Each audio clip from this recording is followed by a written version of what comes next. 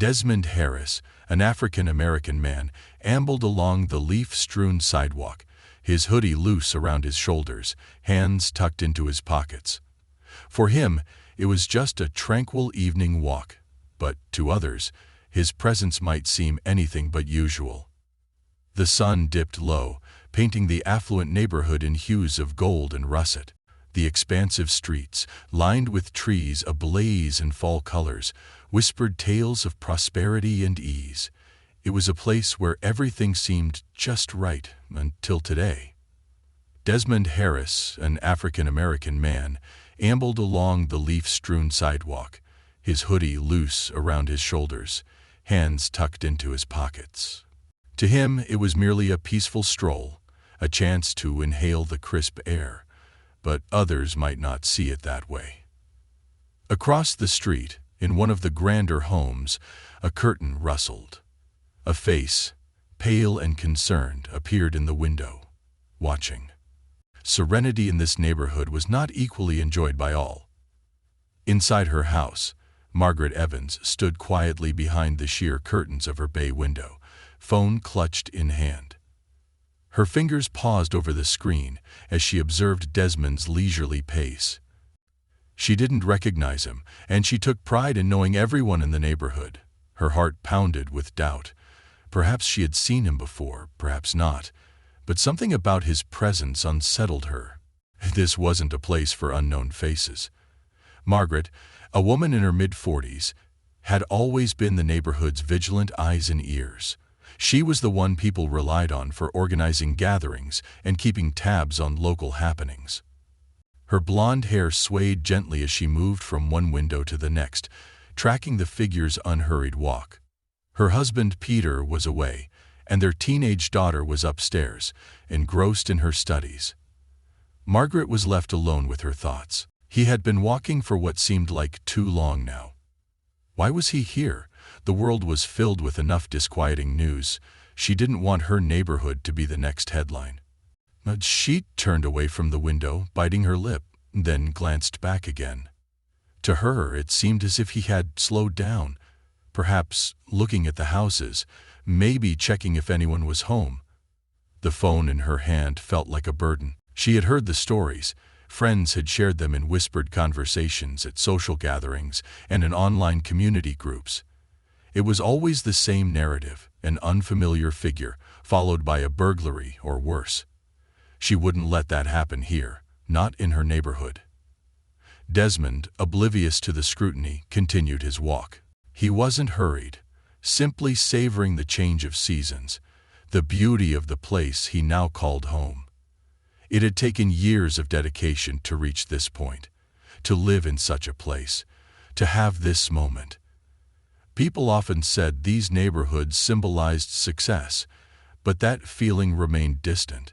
Even with a successful career, a beautiful house, and the accomplishments he had earned, the weight of others' gazes lingered.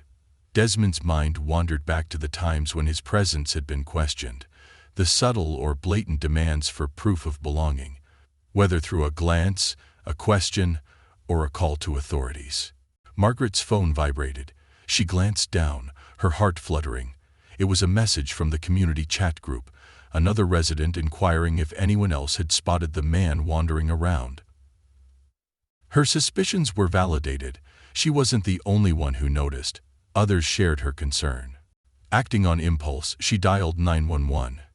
"Yes, there's a man strolling through the neighborhood," she said, her voice steady but low. "He seems out of place. I believe he's concealing something in his hoodie, casing the area. It's worth investigating." The call was brief, efficient. The operator promised to dispatch a patrol car to check it out. A strange sense of relief washed over her, though a twinge of doubt lingered. Was she doing the right thing? Was she overreacting? She pushed those thoughts aside. This was her neighborhood, her family's sanctuary, and she couldn't afford to take risks. Meanwhile, Desmond had paused briefly at a corner, admiring a particularly grand maple tree. It reminded him of his youth, the trees his grandmother used to tell stories beneath. Lost in thought, he didn't immediately notice the approaching patrol car. The faint hum of the engine pulled him back to the present, but it wasn't until the patrol car rounded the corner that his demeanor changed. The vehicle slowed as it neared, its lights flashing silently. Two officers, one male and one female, stepped out cautiously, their eyes fixed on him. Two more police cars streamed by, their hum audible outside the dark clouds still thickening. "Excuse me, sir. We'd like a word with you," the male officer said, hand resting lightly on his duty belt. It was a scene Desmond knew all too well. Calmly, he raised his hand slightly to indicate he posed no threat, keeping his voice even. "Is everything all right, officer?" The female officer, who had hung back a step, glanced at her partner before speaking. "We had a call about someone matching your description acting suspiciously in the area. Just doing a routine check. Do you reside here?" The question was inevitable, but each time it cut deep. It wasn't about the words, but what they implied. The assumption of not belonging, the veiled suspicion. In these moments, it didn't matter how many accomplishments he had, or how hard he had worked to live in this neighborhood. In their eyes, he was just a stranger, an outsider. "Yes, I do live here," Desmond replied calmly, his voice firm but polite. He could see the officers relax slightly, though the male officer continued to scrutinize him. "What's your address?" the officer asked. Desmond provided it. "A few blocks away." There was a brief pause. The officers exchanged glances before the male officer spoke again. "Mind if we see some identification?" Without hesitation, Desmond reached into his pocket slowly, retrieving his wallet and handing over his driver's license. The officers examined it, and after a few moments, the tension began to ease. The female officer returned his ID with a tight smile. "Thank you for your cooperation, sir. Sorry for the trouble." The evening had lost some of its charm. The peace of the walk, the enjoyment of the neighborhood, now carried a bitterness that lingered. But before Desmond could take more than a few steps, the sound of a door swinging open caught his attention. The sharp crack echoed down the quiet street. Margaret Evans rushed out of her house, her face flushed and her eyes wide with conviction. "He doesn't live here." Her voice sliced through the evening air, sharper than the autumn chill. That man doesn't live here. I've never seen him before, and I know everyone in this neighborhood." Desmond stopped mid-step, turning slowly to face the scene unfolding behind him. The officers, who had just started to leave, paused in their patrol car. The male officer exchanged a quick glance with his partner before they both stepped out again, visibly tense, their hands drifting toward their belts. Margaret was already halfway across her lawn, her hands clenched into fists at her sides as she marched toward the officers. Her face was filled with frustration, as if this was a personal challenge to her authority in the neighborhood. "I don't know who he showed you an ID for," she continued, her voice rising, "but I'm telling you, he doesn't belong here. I've lived here for 15 years. I know who my neighbors are, and he is not one of them." Desmond stood still, his chest tight, watching the scene unfold with a sense of disbelief. Just moments prior, the situation seemed settled, but now, this woman, Margaret, had intensified it beyond Desmond's expectations. The male officer, standing tall, creased his brow and looked back at Desmond. A shift in his posture was evident, a leaning towards believing Margaret, simply because her assertion was so confident. Her anger, her certainty, seemed to sway him, as if her familiarity with the neighborhood gave her an automatic advantage in this exchange. "Madam," the officer began, trying to maintain a level tone. "We've already conversed with the gentleman. He provided his address and identification." Margaret interrupted him with a dismissive wave, her eyes flicking back towards Desmond. "I don't care what ID he showed you. It could be fake. People fabricate those all the time. This isn't some simple mix-up. I'm telling you, he's not from around here. This is my neighborhood, and I won't let someone who doesn't belong just wander around unchecked." The female officer standing next to her partner seemed more uncertain. Her gaze shifted between Margaret and Desmond, her hand now lightly touching the top of her taser holster. Desmond could observe the doubt seeping into her expression. It was as if the weight of Margaret's assertiveness, her homeowner status, her apparent deep-rooted knowledge of the neighborhood, tilted the scales in a way that no identification or calm explanation could counter. "Sir," the male officer said, his voice now more assertive. He had complied with their requests, given his address, and shown his ID. But still, here they were, ready to question him again because a white woman had proclaimed he didn't belong. Slowly he withdrew his wallet from his pocket once more, his movements deliberate and careful. He extended the ID towards the officer, his heart pounding with the gravity of the moment. The officer took it, glancing down at the card, and this time Margaret leaned in, attempting to catch a glimpse of the address. "That's impossible," she declared. "I've never seen him here. I'm telling you, he must have slipped in somehow, maybe staying at a friend's house, but I know this man doesn't live here. Just look at him. He doesn't even appear like he can afford it." The male officer's brow furrowed deeper. His partner shifted uncomfortably beside him, looking at Margaret as if seeking validation. "Are you certain, ma'am?" the female officer asked, her tone softer, yet still inclined towards Margaret. Margaret nodded vehemently. "I'm absolutely sure. I've been on the neighborhood board for years. I organize block parties, holiday events. I know my neighbors. He's not one of them." Desmond stood there, feeling his pulse throb in his ears, the unfairness of it all burning in his chest. It wasn't just about this moment anymore. It was about all the moments leading up to it, the countless times his mere presence had been questioned, the assumptions people made before he even spoke. And now, here he was, his identity, his very right to walk down his own street, being challenged because of one woman's misguided certainty. The officers were clearly conflicted now. The male officer rubbed the back of his neck, a frown etched across his face, while his partner kept her eyes on Margaret, as if awaiting her final verdict. "Listen," Margaret said, lowering her voice slightly, as if trying to sound reasonable now. "All I'm asking is that you do your job and ensure he really lives here. What harm could it do to double-check, right?" The male officer hesitated, then turned back to Desmond. "Sir," he said, his voice firm but not harsh, "I'm going to need you to provide some additional information. Could you tell us the name of the person on the title for the house? Maybe verify a few things just to be certain?" A mix of anger and weariness swept through Desmond. He had already provided them with everything they needed, yet here they were, still demanding more proof.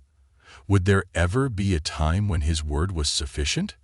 Or would it always be undermined by someone like Margaret? "Look," Desmond said, his voice calm but resolute, "I've already given you my address and ID. I don't know what more you require, but this is my neighborhood. I have just as much right to be here as anyone else."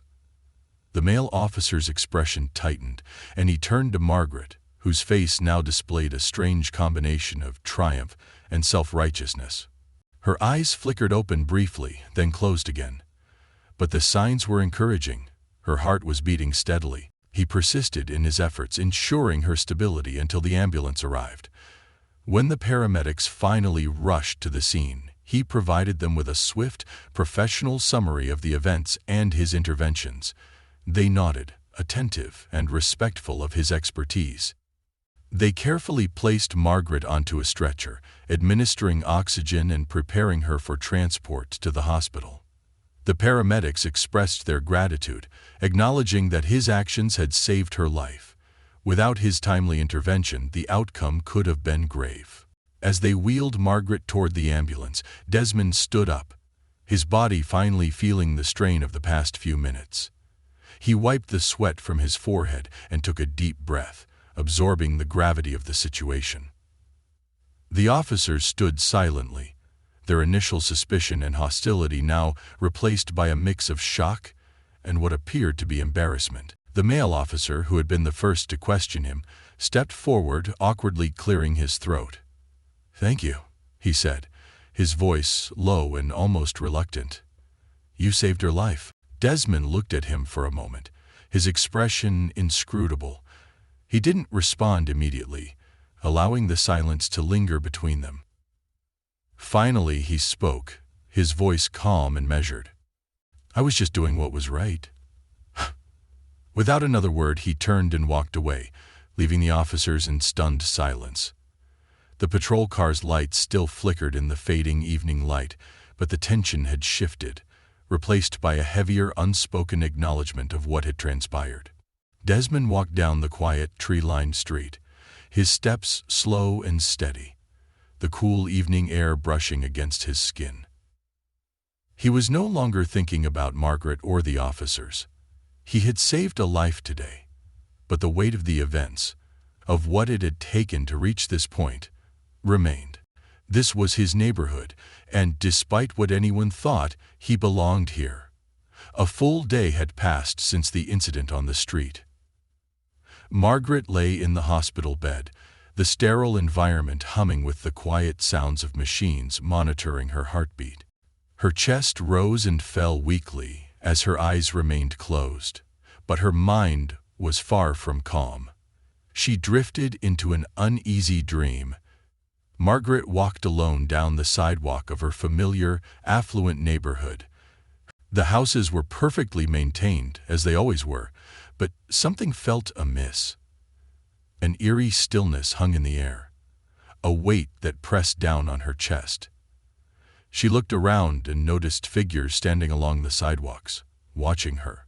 Their faces were familiar, people of color she had passed by, strangers she had silently judged, neighbors she had viewed with suspicion.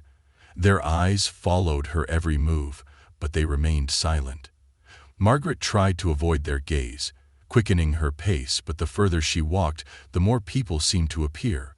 The feeling of being judged, of being watched, overwhelmed her.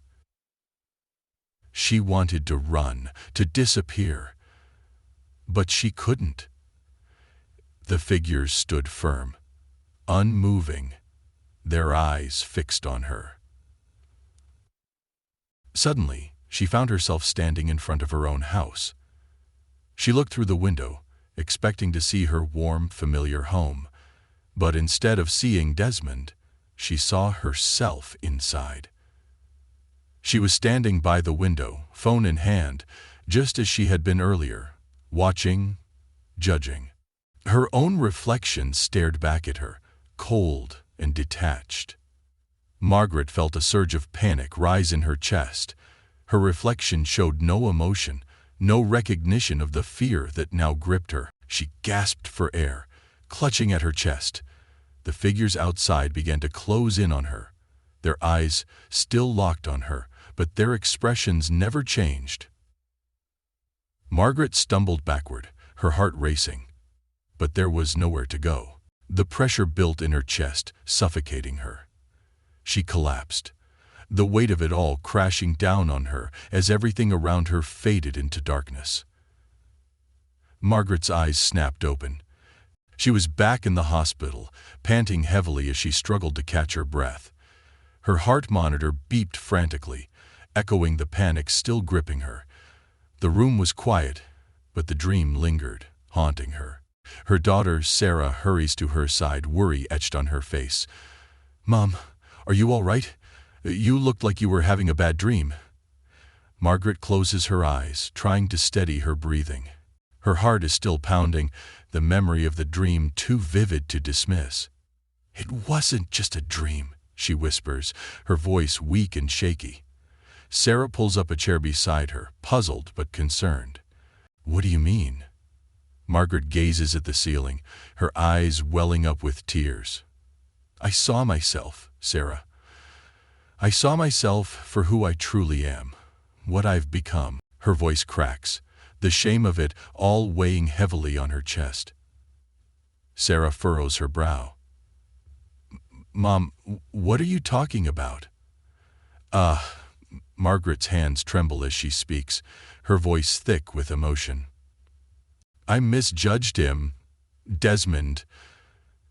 I didn't know anything about him. But I called the police because I was afraid. I thought he didn't belong here. And then he saved my life. And in my dream, all I could see was myself, watching, judging. I never realized how wrong it was until now. Sarah reaches out, gently holding her mother's hand. You've always been protective of us. But, yeah, sometimes I noticed you were quick to judge people who don't look like us. Margaret's tears spill over, her sobs quiet but uncontrollable. I don't know how I became this way. I never wanted to be like this. I thought I was protecting us, protecting our neighborhood, but all I did was hurt people like Desmond, who didn't deserve it. Sarah squeezes her mother's hand, trying to offer comfort. Mom, maybe this is your chance to change, to make things right. You're still here. You're alive. Because of him, you can learn from this. Margaret nods, her eyes filled with remorse. I need to find him, Sarah. I need to apologize. Sarah nods back, understanding the weight of her mother's words. We'll find him, Mom. We'll make it right.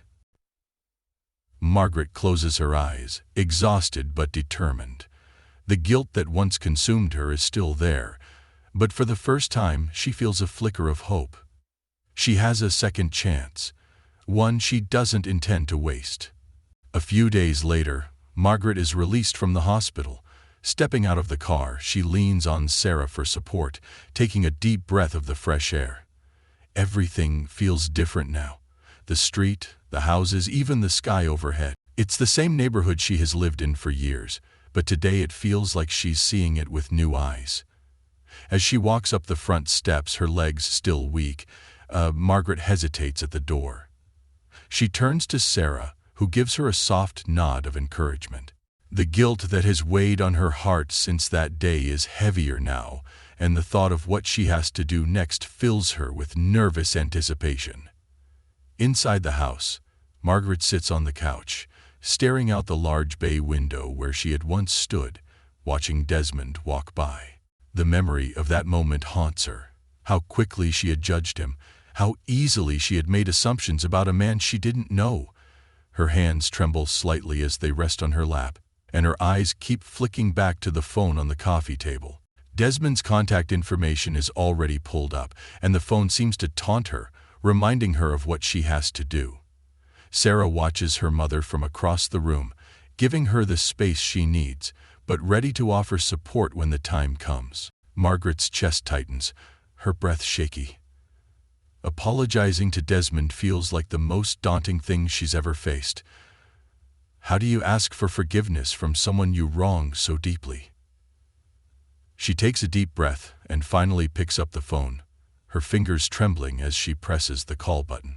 The phone rings, and with each passing second, Margaret's heart races faster. On the other end, Desmond picks up.